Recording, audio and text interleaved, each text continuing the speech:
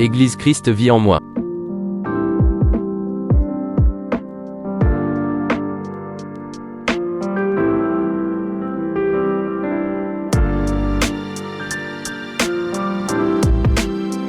Avec le pasteur Rohan.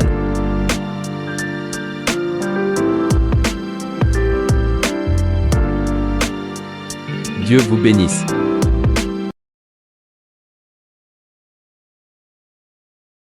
Bienvenue frères et sœurs à l'émission d'aujourd'hui, Passer un moment avec Dieu. Et aujourd'hui, dans le programme Passer un moment avec Dieu, nous allons parler le mot de Dieu pour aujourd'hui. Et le mot de Dieu pour aujourd'hui, c'est Dieu a une parole pour toi. Dieu a une parole pour toi au nom de Jésus. Quand nous voyons dans le livre de Jérémie 15, 16, ceux qui sont des Bibles prennent le livre de Jérémie 15, chapitre 15, verset 16, et nous lisons la parole au nom du Père, du Fils et du Saint-Esprit. Et nous voyons là la parole de Dieu pour nous, le mot de Dieu aujourd'hui. Et la parole dit ainsi: dès qu'il arrivait une parole de toi, dit Jérémie, dès qu'il arrive une parole de Dieu, une parole de toi, je la dévorais, dit Jérémie, et elle causait ma joie et me mettait le cœur en fête au nom de Jésus. Et nous pouvons comprendre que quand Jérémie parle de cela, que sa parole et nos paroles ont été trouvées et on les a mangées spirituellement. Les réformes, les ailes de Josias ont commencé par lire le livre de l'Alliance, mais probablement la liste des malédictions qui devaient venir pour la désobéissance. Et en ce livre était en quelque sorte une joie pour Jérémie. En ce sens, l'apôtre Paul a utilisé la terreur de la condamnation possible pour persuader les hommes, mais aussi David, dans les psaumes, se réconforte et se réjouit du jugement à venir. Alléluia. Mais malgré l'unité, malgré l'esprit entre Dieu et les prophètes, frères et sœurs, n'étaient pas toujours obligés de dire les mots.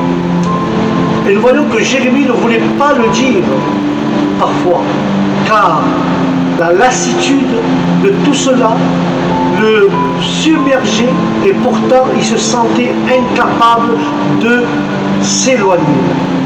Tout comme Dieu le ressentait avec Israël, mais il y a eu des moments où il s'est rebellé, le peuple de Dieu, et a gâché dans la plupart des traductions, frères et sœurs, car la traduction évidente, tout simplement trop choquante, Jérémie se plaint: ô Seigneur, tu m'as séduit. Un homme séduisant une femme, et je suis séduit et je suis vaincu. Voici Jérémie qui dit qu'il a été attiré par Dieu, il a été séduit par lui. Mais tout cela est devenu trop. Il sentait que son âme était pleine de joie. Il dévorait la parole de Dieu. Et pourtant, il dit qu'il avait trouvé la parole de Dieu et l'avait mangée. Et par conséquent, je me suis appelé par ton nom, ô Seigneur. La langue d'une femme qui se marie et prend le nom de son mari, la parole de Dieu était dans son cœur, et la parole de Dieu était sa joie. Sa joie, en deux mots utilisés 4 fois ailleurs à Jérémie, et toujours dans le contexte de la joie d'un mariage. Car Jérémie voyait sa tâche prophétique comme un mariage avec Dieu, une inspiration de sa parole et de son être, au point qu'il pouvait dire qu'il était personnellement plein de colère ou de passion de Dieu. Un prophète ne pouvait pas être exaspéré que si Dieu était exaspéré. Tel était le lien entre pas étonnant, frères et sœurs, que ces hommes qui se sentent seuls parmi les hommes, ils avaient une relation avec Dieu dans laquelle les hommes ne pouvaient pas entrer. Ce qui affectait totalement leur vie et leur être. Car le prédicateur ou le témoin de Jésus connaît quelque chose de cet esprit de prophétie. Mais dans Jérémie, nous voyons que Jérémie a estimé qu'il avait été et non marié. Il voulait à la prise de contrôle complète de son cœur par Dieu. Et nos paroles ne sont, en disant Seigneur, tes paroles, ce sont de la joie et de la joie dans mon cœur. Ta parole met de la joie et c'est la joie qu'il y a dans mon cœur, c'est ta parole. Car je suis appelé par ton nom Yahvé, Dieu de la complainte, de l'armée. Mais Jérémie et le peuple n'avaient pas de joie ou de plaisir dans la parole de Dieu. Et la parole de Dieu est la base. Car ce commentaire, frères et sœurs, que quand il a trouvé la parole de Dieu, il était dans sa joie. On pourrait donc y déceler un sentiment de supériorité spirituelle sur les Juifs, pour qui la parole de Dieu n'était pas leur joie. Ils avaient parlé de façon dont la parole de Dieu était un reproche pour Israël. Ici, dans ce chapitre 15, il déplore comment il est devenu un reproche à cause de son identité avec la parole de Dieu. Voyons un léger différent, frères et sœurs, consommez-les et ta parole sera pour moi la joie et la joie dans mon cœur, car ton nom a été invoqué sur moi, ô Seigneur Tout-Puissant. L'idée serait donc que si Dieu consume les ennemis de Jérémie, qui comprenaient sa parole et qui comprenaient sa propre famille, alors il trouverait de la joie et de la joie dans la parole de Dieu. Mais cela, il laisse entendre qu'il voyait peu de plaisir personnel. Cela aurait été une grande faiblesse qui correspondait à l'impression que Jérémie péchait dans ce qu'il est dit et mis au défi de se repentir de son aptitude. Alléluia. Nous devons recevoir la parole de Dieu dans la joie, frères et sœurs, dans la joie au nom de l'Éternel. Il y avait un homme qui était en prison et cet homme, sa femme, gardait des lettres que ses enfants écrivaient à leur père qui était en prison. Et cet homme disait qu'à la maison, sa femme gardait précisément une pile de lettres de ses enfants qu'il avait écrites. Et avec l'aide de sa femme, lorsqu'il était enfermé dans cette prison, il avait lu une lettre, et voici cet petit trait de cette lettre de son fils, qui lui écrit de telle manière. Papa, aujourd'hui, je suis rentré à l'école. Je suis en CP, chez les grands. Et c'est maman qui m'a accompagné et elle m'a dit que bientôt tu seras avec nous. C'est vraiment génial. On va pouvoir aller jouer au football. Je t'aime, papa. Voilà la lettre qu'a reçue cet homme. Alléluia. Et quel effet, frères et sœurs, la parole de Dieu produit-elle sur vous et sur nous? En lisant ces lettres, cet homme ressentait une foule de sentiments dans son propre cœur. Plus que de simples mots, c'est comme si ses enfants venaient de lui parler directement, ce qui me permettait à cet homme qui est en prison de s'évader psychologiquement et oublier l'instant qu'il était présent, enfermé dans cette prison. Et c'est de telle manière, frères et sœurs, que Jérémie avait fait de la parole de Dieu sa nourriture spirituelle. Il a dévoré et en puisant les ressources nécessaires pour faire face à toutes les contraintes qu'il subissait à cause de son ministère. Et maintenant, pour lui, il n'y avait aucune autre alternative. Il devait garder la parole de Dieu pour rester debout au nom de Jésus de Nazareth. Nous devons garder la parole de Dieu pour rester debout, pour rester firme, pour affirmer notre foi, pour avoir de la force. Nous devons rester et garder la parole de Dieu dans notre cœur au nom de Jésus éternel. Alléluia. Pour rester debout, nous devons garder la parole de Dieu. Car le livre de Lamentations, chapitre 3, 21, dit ainsi: voici ce que je veux repasser en mon cœur, ce qui me donnera de l'espérance.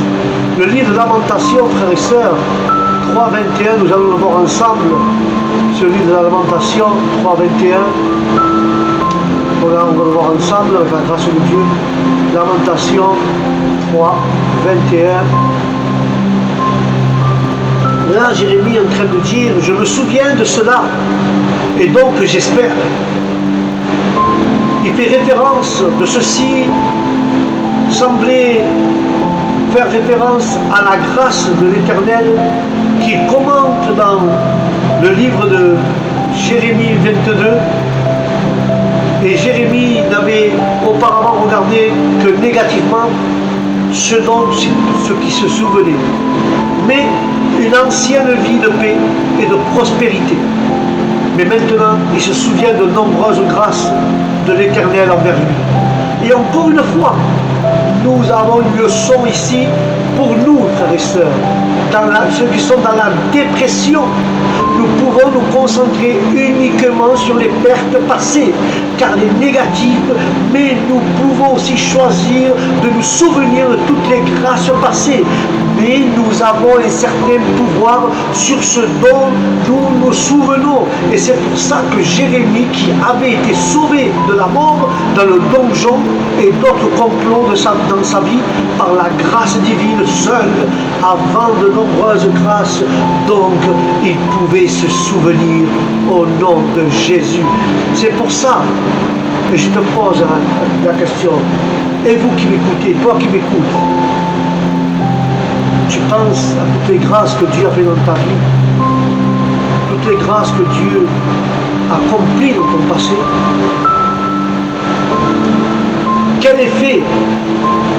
Quel effet la parole de Dieu produit-elle sur toi et sur moi? Quel effet produit la parole de Dieu sur ta vie et sur ma vie? Elle effleure-t-elle juste vos pensées ou s'enracine-t-elle au plus profond de votre cœur au point d'y habiter pleinement en vous? Car la parole de Dieu dit: l'homme ne vivra pas de pain seulement, mais de toute parole qui sort de la bouche de l'Éternel. Quand nous voyons le livre de Matthieu 4.4, nous allons voir ceci ensemble, le livre de Matthieu 4.4. On va voir ensemble Matthieu 4.4. Voilà, 4. L'homme ne vivra pas de pain seulement, mais de toute parole qui sort de la bouche de Dieu. C'est pour ça que le Seigneur a surmonté toutes ces tentations en citant la parole du livre de Deutéronome, montrant que son esprit cherchait la force des paroles de l'ange qui le conduisait à Israël à travers le désert. Il y a des similitudes claires entre la direction d'Israël par un ange et à travers le désert et l'expérience du Seigneur Jésus dans le désert. Ainsi, frères et sœurs, ainsi, le Seigneur Jésus a passé en revue sa propre expérience dans le désert et a vu qu'il pouvait prendre personnellement les leçons données à Israël. Car l'ange a conduit Israël à travers le désert pour te prouver, pour savoir ce qu'il y avait et ce qui était dans ton cœur. Et si tu garderais ses commandements, oui ou non. Dieu lui-même le sait de toute façon. Donc cela doit être concernant cet ange, cherchant à connaître la force spirituelle d'Israël, comme l'ange que Dieu réprimande Satan cherche à nous mettre faibles, à nous enlever la force. Mais Satan cherche à dévorer, à détruire ceux qui s'approchent de Dieu. Et c'est pour ça que Job a cherché à connaître la force. Satan a cherché à connaître la force de Job. Satan a cherché à connaître la force de Job, de la même attitude envers la parole de Dieu. Sa citation du mot pour répondre aux tentations a seulement prouvé par l'ange, autant plus puissante pour lui, car le Seigneur a été amené à se rendre compte de l'importance de sa mémoire, de la parole, car il aurait plus tard réfléchi que c'était la seule façon qu'il avait à surmonter et que l'homme vit spirituellement par chaque parole qui sort de la bouche de Dieu, en raison que leurs tentations dans le désert, Israël et le Christ ont été emmenés à considérer dans leur cœur que comme un homme châtie son fils, ainsi le Seigneur Dieu, l'ange te châtie, car les châtiments du Seigneur spirituel dans le désert ont été arrangés par les anges. Il n'était pas nécessaire que des anges tentent réellement Christ dans la tentation du désert, car ils peuvent agir directement sur le cœur de l'homme, qu'ils pouvaient nous conduire à la tentation. Le fait que nous prions pour lui ne le pas impliquer qu'il le fait à travers les anges, comme il tente lui-même. Lui, il ne tente lui-même personne, bien que les anges aient tenté Abraham, Israël, entre autres personnes. Ainsi, les anges peuvent organiser une similitude externe, par exemple le fruit de l'arbre de la connaissance, sachant qu'il doit produire en nous certains désirs internes et qui nous tentent. Nous pouvons noter comment la tentation de se jeter du haut du temple était une tentation abusée des soins angéliques. Il a répondu par une citation et qui a un contexte angélique. Jésus ne tente pas à personne. Jésus ne tenterait pas à personne. Et vous ne tentez pas le Seigneur votre Dieu comme vous l'avez tenté à Massa. Les Israëls ont mis l'ange à l'épreuve en demandant s'il pouvait fournir de l'eau. Nous devons faire attention, frères et sœurs. Alléluia. Il y a tellement de belles choses dans les Écritures, frères et sœurs. C'est un véritable trésor au sein duquel vous pouvez puiser innombrables richesses. Voulez-vous les découvrir, cette richesse? Alors ouvrez votre Bible et laissez Dieu vous parler. Il a sûrement écrit quelque chose qu'il souhaite partager avec vous. Alléluia. Que la parole du Christ habite parmi vous en abondance. Quand nous prenons le livre de Colossiens 3.16, Colossiens 3.16, le livre de Colossiens 3.16, mes frères et sœurs, la parole est ainsi, 3.16, que la parole du Christ habite parmi vous abondamment. Instruisez-vous, exhortez-vous les uns et les autres en toute sagesse par des psaumes, par des hymnes, par des cantiques spirituels, chantant à Dieu dans vos cœurs sous l'inspiration de la grâce. Alléluia. Nous devons être inspirés, nous devons nous encourager les uns par les autres et que la parole habite en nous et nous enrichisse. Et avec des psaumes et des chants spirituels, nous devons chanter avec grâce dans notre cœur au Seigneur. Il y a des liens entre les louanges et le pardon des péchés. Parle du chant des hymnes communs dans un moyen qui se réprimande les uns et les autres. Et le mot grec traduit par réprimander signifie juste cela, le lien entre louange et confession. Pardon rend cela approprié. Il ne peut que Paul écrit dans son œil sur Deutéronome 32, le cantique de Moïse a parlé de la faiblesse et de la prédisposition d'Israël, de l'apostasie. Pourtant, ils ont été invités à se chanter, et ceci en fait d'inculquer la culture du pardon sans repentance. Quand nous voyons le verset 13 et 14, est-ce que quelque chose comme cela entrerait dans le livre des hymnes chrétiens aujourd'hui? Non, non mes frères. Et je vais conclure avec cela. demandons de cette manière une sorte de prière pour aujourd'hui. Demandons au Seigneur, avec la grâce de Dieu, en disant, Père, Père éternel Dieu, je désire que tu parles dans mon cœur en ce jour, au nom de Jésus bien-aimé. Alléluia. Voilà mes frères et mes sœurs, ce que Dieu veut que tu fasses aujourd'hui. Dieu a un mot pour toi. Dieu veut que tu te réjouisses de sa parole. Dieu veut que tu manges, tu la dévores, tu t'enseignes, tu t'instruis de sa parole.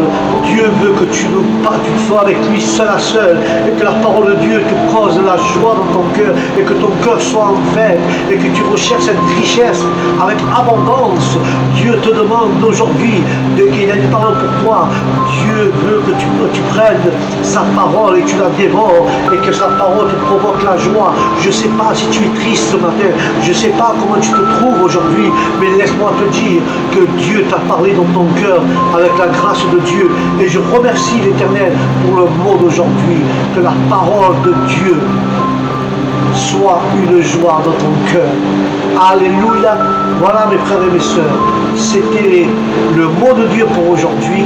Que Dieu vous bénisse, que la paix de Dieu vous amène, vous accompagne où que vous allez et que le Saint-Esprit soit avec vous partout où vous allez au nom de Jésus. Je vous dis au prochain programme, un moment avec Dieu. Que Dieu vous bénisse. Au prochain programme. Shalom. Église Christ vit en moi.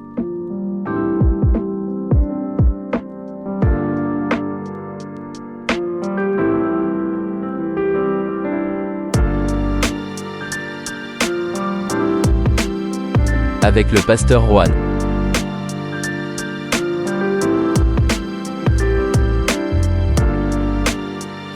Dieu vous bénisse.